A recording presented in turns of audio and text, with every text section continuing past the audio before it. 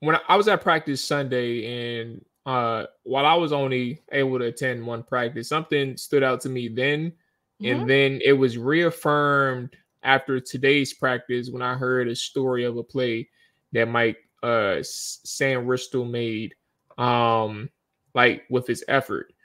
There was so obviously, he's their projected starting slot cornerback, and that's kind of where they plan to use him. But it wasn't even the fact that, it wasn't his coverage that was really standing out to me. It wasn't like his run defense and how he played edges and defended the edge or anything to that nature, or even played the run. It wasn't none of that stood out to me. It was his effort after every single play that stood out to me, to the point in which I wrote it and typed it up on Hogs Haven. It was like a 2-sentence statement on Sainristil. Nothing about his coverage. Today, I heard a story about how after on a run, he chased down Brian Robinson.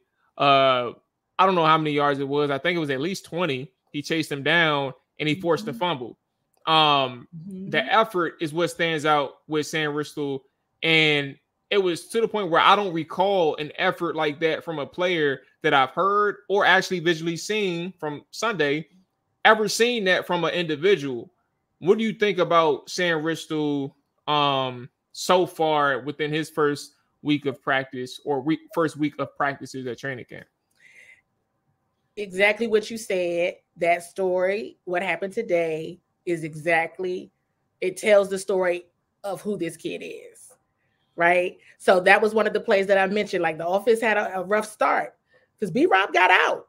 The play wasn't finished. He slowed up. He got relaxed with the football. Mikey ran him down and forced the fumble. Play went over, right?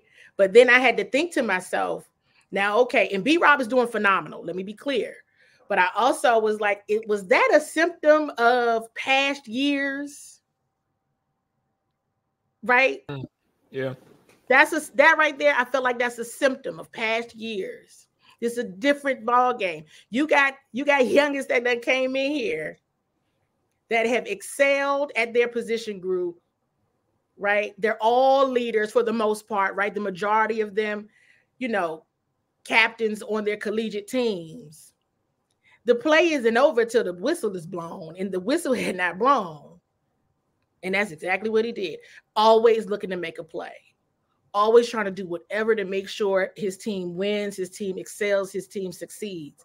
That story alone is exactly what describes what he's been bringing to camp so far, what he brought to rookie camp, what he brought to OTAs, what I believe he's going to bring to this team. You got to keep your eyes open on that one. Don't let up, because he's going to run you down and he's going to make a play. And that's what he did on B-Rob today. It was a beautiful offensive play that got ruined simply because you let up. No whistle's been blown, and the defense made him pay for it. That's a great perspective on it, because I think, if B-Rob was coming out of Alabama this year, he probably would have finished the play all the way, just because of how he was coached under Saban. Whereas Mike Sainristil is coming from Harbaugh, and he's still trying to adapt to being an NFL player, and he knows that the play isn't done. But like you said, prior coaching regime, they didn't necessarily have to put in that full effort in practice. That's why they looked the way that they did during the years of that tenure, and they were able to draft a quarterback number 2 overall. Lack of effort.